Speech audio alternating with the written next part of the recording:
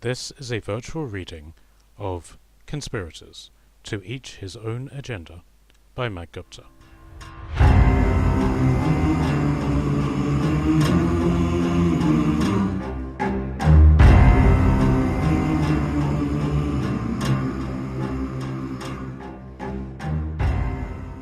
Chapter 8. Faelthor's Villain Camp. The night after the trial was filled with celebration. News of the events was sent to every storyteller in the city, and it was all greeted with mass enthusiasm after the initial shock and horror of Faelthor being found guilty. Faelthor and Gilorn, however, only heard of this from messengers in the camp. They had left the city quickly and joined the camp outside the wall. Gilorn was relieved to be away from the aristocracy and back among his people. Iorlam was in his usual jeering and cheerful mood, and he seemed to have spent his time, while Gilorn was away, coming up with different insults to give to Gilorn when he returned. The other rangers simply ignored Gilorn as they had before. Iorlam was his only friend here. So, he was saying to Gilorn, after draining a small cup, "What are the women like?" "I wasn't exactly in a position to see many women," Gilorn shrugged. "Mostly, I was just trying to not get hanged."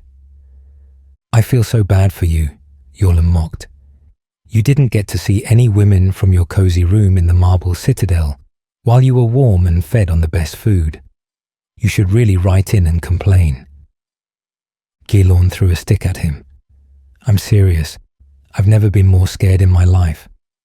One of them tried to accuse me of treason. Sounds like a real sack of orc piss." "You say that about all nobility." "That's because most of them are." "You would be right, but I bet you wouldn't say that to his face, though." "You know that I would," Iorlam smirked. "That's what your problem is." Iorlam agreed with a simple shrug. He sighed and looked out at the Villain wall. The shimmering silhouette of the marble city was visible over it. From where they were, they could look to the west and see the marble city. To the east, they could see the bridge city. To the north, they could see Islesfield, or at least part of it. Gilorn sighed, his eyes fixed on the east, on home. "When will we be able to go home?" Iorlam asked into the silence. "I don't know." Gilorn shook his head. The citadel ordered the army disbanded, but the general and his allies were constantly going on about how the army will be needed till the end of time. Iorlam nodded sadly. "At least I won't be bored. Harvesting crops was never my strong suit. Sleeping with the farmer's wife is, though." "Careful," Iorlam smirked. "Tongues that wag get cut out." Gilorn raised his hands in mock surrender. They laughed away the conversation and set into a long silence, watching the camp and the soldiers around them. "You know," Iorlam smirked, "I am so glad I'm not part of the military. I get to relax and watch all of the soldiers do their duties." Gilorn laughed. "That might change, unfortunately." "Why?" "I may have convinced the general that the ranger militias may need some toughening up." "Oh, that's brilliant." Iorlam threw Gilorn's stick away exasperatedly. "Any other ways that you fucked us in the arse today?" "You know me," Gilorn smiled. "I never reveal all my assets at once, but we have company." He pointed at a company of horsemen that had just left the Villain wall. "Who are those bastards?" "Knights of Seaward, I'd say." Gilorn narrowed his eyes to see afar. "Those guys do love their blue cloaks and flags." "What are they doing here?" "The prince is the general's closest political ally," Gilorn said. "You in on the general's politics now?" "He saved my life in that court," Gilorn said. "He may be nobility, but he's a good man. I've learned a lot about nobility in there. You should have seen the citadel guards. I've never been in a room with so many rowdy men in my life." All nobility are snobs, Yorlum scoffed. You can't tell me anything that will change that. I'll just have to show you then. A soldier entered the Golden King house. He saluted with the army salute and then stood to attention, greeting Faelthor by rank. Neither Turgon nor Faelthor registered his presence. The soldier stood awkwardly in the doorway, unsure whether he should make his presence known again. He cleared his throat uncertainly. Turgon couldn't keep a straight face. I'm sorry, he laughed to Faelthor. I can't. He looks ridiculous. Faelthor laughed, stood up and clapped the man on the shoulder. What is it, soldier? His Honour Prince Alistair and His Honour Lord Decimus, sir. What in the name of unbroken women are they doing here? Maybe they wanted to see you in person. Faelthor shook his head in amusement. Since you're such a lovable person. I just have a way with people, Turgon shrugged merrily. He looked to the soldier. Well? What are you waiting for? Let them in. Faelthor smiled and reached for a goblet. Get some of the expensive wine in. Alistair should appreciate that. Yes, sir, the soldier nodded. Then help yourself to a cup as well, Faelthor smiled. Just don't drink it in front of the lords. Yes, sir, he saluted again. Thank you, sir. Go on, Turgon waved an impatient hand. Get out of here. The soldier left, and the lords entered the tent. Impressive, Decimus smiled, as he looked around the building. It's a home away from home. Alistair looked around in wonderment. How in the name of sharpened swords did you get it here? We put it on wheels, just like the trebuchets. You could sell this for a few denarii or so, Decimus noted. Tempting, Faelthor smiled. Any offers? 10, Decimus smirked. 20, Alistair nodded wisely. 19, Turgon offered, digging some coins from his bag. Thank you, but I'm not that desperate, Faelthor laughed unimpressed. Insulting as your offers are. Your wine, sir, the soldier returned with a barrel of wine. He and another soldier placed it down on the table next to Faelthor. Excellent, Faelthor smiled. Now, shall we drink or shall we discuss business? You know what my vote is, Turgon smiled. I'm afraid we can't indulge, Alistair smiled, as they sat down. We have urgent matters to attend to in Sea Ward. We? Faelthor asked. Us, Decimus nodded. But the prince only speaks for himself. I, for one, would love a cup of wine. They all laughed and helped themselves to wine. All except Alistair, who simply had scented water. So what brings the conquering heroes to Sea Ward? Turgon asked, after his second drink, to their first. When one declares war on Ignatius, Alistair said in a warning voice, things seldom go well. The prince has convinced me to join your cause. He made me a very generous offer, Decimus added. I am to marry Alistair's daughter within the year. I am to be Alistair's guest in Sea Ward for the time being. Oh, Faelthor choked on his drink, averting his eyes in shock. He and Alistair's daughter had been close for many years, despite their age difference. Alistair seemed to understand, but said nothing. So you're running, Turgon jeered. For the time being, Alistair answered honestly. But until we're able to find new leverage against Ignatius, we're his favourite traitors. No, Decimus corrected. I am his favourite traitor. He was right. Regardless of what Alistair did to Ignatius politically, he was still the Prince of Sea Ward, and his family had carefully been buying up much of the kingdom's central territory. It was a position that his bloodline had maintained far longer than Ignatius's claim on the realm. No one, save the High King of the kingdom, could remove that line. The only way that Ignatius could have Alistair removed was to have Alistair and his entire family killed, something that Alistair was very prepared against. Alistair also commanded at least 50,000 men from his lands, all of whom were well versed in war with the Golden King. Faelthor's legions were at 13, while Ignatius only had 4 at his command. Ignatius couldn't attack Alistair without the allegiance of Faelthor, which Faelthor would never give.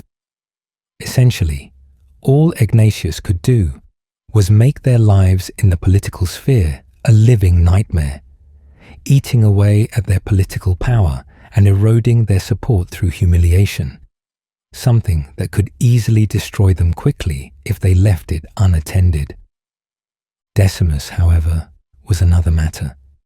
He had no political power that wasn't given to him by his father, power which could be easily taken away, despite what the people or the council thought of him. This was what he was protecting himself from by his marriage to Alistair's daughter Callisto. Killing Decimus or ending his political career would be seen as a direct challenge to Seaward and to the laws of the kingdom, as he would be threatening a political union rather than simply his own son. This was as solid as a declaration of war. Decimus could simply gain his father-in-law's armies and put an end to Ignatius's schemes. As Cameron had always said, armies can make even the weakest of men very political. "We should leave," Decimus suddenly muttered. "I would like to be well away from the wall before sundown."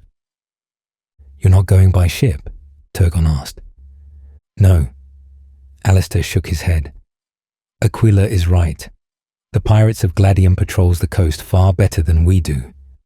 Admiral Mistnir has managed to hold the coast well, but our dockyards are hardly working at optimum efficiency. Thanks mostly to your father," he added to Decimus. Decimus inclined his head and raised his glass to Alistair. "In this, Aquila and I see eye to eye.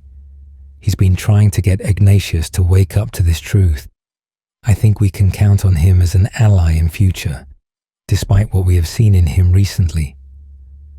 "So are we to recruit him into our band of rebels and traitors?" Turgon smiled. "I think we shall," Faelthor said, "though I think that brotherhood might be a better word for it." Alistair laughed. "We should work on the how of it, though." "Leverage," Turgon suggested after a long pause. This idea was shot down instantly. Such a man would not be vulnerable to things such as leverage or threats, Decimus said. "All he would need to do is run to my father, and that's that plan dead. He's already starting to gather support in the city." More importantly, Faelthor wondered, what leverage would exist on the man? No one knows him, nor anything of his past. The only thing that anyone knows is that he came from Horseland. "The Prince of Horseland tells me that he didn't even come from there. He came to Equites from the north with Conditoris," Alistair said. Everyone looked at him with surprise. "Us princes stick together," he shrugged. "Prince Tiberius believed that he looked like a barbarian lord of some kind. His cloth was poor, and his weapons were worn with much use. How does one go from a poor wanderer to the right hand of the dictator of Rome?" Turgon mused. "I'm going to be looking into that," Alistair said. "But we seem to have something for poor men nowadays, don't we?" "What do you mean?" Decimus asked. "Can you call your Kingslayer for me?" Alistair asked. "Of course," Faelthor signalled to the soldier outside. After a long moment, the soldier came in, his helmet slightly lopsided. "Sir," he called, somewhat too loudly. Turgon chuckled mercilessly, but he didn't say anything. "Bring Ranger Gylorn to us," Faelthor ordered, ignoring the soldier's drunkenness. What would a prince of Seaward want with a lowly ranger of the arsehole of the woodland? Turgon asked. "I'm intrigued by him," Alistair explained. "I want to meet him and pick his mind." Gylorn had predicted that Alistair would want to see him from the looks he'd received during the trial, so he and Yorlim had returned to their tent and what was left of the venison from a few days before. When the soldier came for him, Gilorn didn't ask why and simply went with him. Yorlim made no comment and simply made his usual huff of defiance. Gilorn entered Faelthor's command center with slightly more ease than normal. He was getting used to being Faelthor's man now, and, since the trial, he was starting to believe that nothing would surprise him. "Milords," he saluted, a fist pump to the chest. "Ranger Gilorn," Faelthor smiled. "I trust you remember Prince Alistair and Lord Decimus." "Of course, sir, my lords." He bowed. "Excellent." Alistair stood up. He looked him up and down. "See something you like?" Turgon smirked. "Shall I call for a screen and some music?" Alistair laughed. "Tell me, Ranger." He put his cup down on the table. "What do you know of the Sand People?" Gilorn mumbled, searching for the words. They're rebels mostly. They live in the southern deserts of the world. Some of the lands are loyal to the kingdom, but most of them are enemies, owing allegiance to their own lords and their own races. Egyptians, Saracens, Turks, Indians, Numids, and Persians. "Very well put," Alistair nodded. "How does a lowly ranger know such information about a foreign people?" "My father told me, my lord," Gilorn said. "I'm no lord, Ranger," Alistair said. "I'm a prince. Can you read, Ranger?" "Yes, my lord." He realized his mistake. "Your Highness." "Reading is a rare skill in Woodland, all but forbidden to Dacians. How did you learn?" Alistair squinted at Gilorn, as if to see if he was lying. "My father was an accountant to the council of my village," Gilorn explained. "He taught me to read and write in the Roman ways. He taught me how to do numbers as well." "Intriguing," Decimus sucked on his teeth. "A Kingslayer ranger who can read and write. We could have something of an ally in him." "I am your ally," Gilorn corrected. "But I'm no politician, I'm afraid." "No," Alistair said. "You could be the governor of your village in an instant if we lords say so." "But why would you?" "Because we can," Faelthor smiled. "Is this a test?" Gilorn asked. "Of course," Turgon raised an eyebrow. "They're trying to buy your loyalty." "I wasn't aware that it needed buying." "Of course it needs buying," Alistair scoffed. "Nothing in this kingdom is free." "What is your price?" "My advice," Decimus leaned forward. "Say nothing. We won't believe you. There is nothing that I want at present." "A Dacian who wants for nothing?" Alistair said loudly. "I hope you're a better archer than you are a liar." Gilorn shifted uncomfortably. "Perhaps a favor or a boon, then." Gilorn perked up at this and seized on it. "Not for me," he said after a little thought. "My wife wants a child. I want that child to have a future." "Military, learning, or politics?" "I don't want him to be a politician," Gilorn shook his head. "Not after what I've seen." "Do you want to know something about politicians?" Alistair almost whispered. "None of the people in the Citadel started off as such. All of them are businessmen and simply rich. Politics is unavoidable in life, but we understand your point." He looked around at his fellow men. "I think the terms of this agreement are fair. We are to provide for the heir to this ranger's name. A rather small price, if you ask me." Decimus laughed. "Considering that we run kingdoms and armies, that's something of an understatement." Faelthor nodded. "I agree to the terms. Your child will have a place in the Academy of Islesfield when it is ready, as long as you remain loyal to our cause and defend us when we call for you." "Yes, sir," Gilorn agreed. "You honor me." "Excellent," Alistair clapped his hands. "And now, with the allegiance of Decimus and our ranger friend, let us finally declare our intentions." Yes, let's, Turgon agreed. We have spent much too long traversing the shadows for no cause at all. There will be much more traversing to go, my friend, Alistair warned. But let history remember this day as the day of our official declaration, to remove the corrupt Ignatius and claim the throne under the Seaward dynasty. It was a dramatic moment, followed by an even more dramatic silence, and then everyone, those who had drinks, all toasted in silence. Now we must be away. Indeed, Decimus launched himself upright. As should we. Faelthor clapped his hands to summon his servants. Now I must return to my governorship and enjoy the new 2 years the title grants me. Decimus nodded. My friends, until our next emergency of 500,000 rebel soldiers. Farewell, my friends. Faelthor embraced him and Alistair. May the ancestors smile over you. They are watching over me, Decimus smiled. That's the problem. Once they left, Faelthor spoke to Turgon, his eyes fixed on the doorway of the tent. Give the army order to break camp.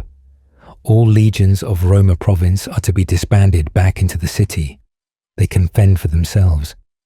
I'll take the Islesfield Guard and Ranger companies back and disband them from Islesfield. The army will be anxious to get home, Turgon agreed. The 1st and 2nd Legion will stay at Islesfield with us. Let's just hope we can stop the army from mutinying on the journey north. Faelthor smiled and turned to Gilorn. I expect your wife will welcome the news of your feats. I hope so, Gilorn grimaced, though I have not yet had the time to send word to her. She's not really had scope for being a soldier's wife. Wives love a bit of blood on their men, Turgon laughed, no matter what they say.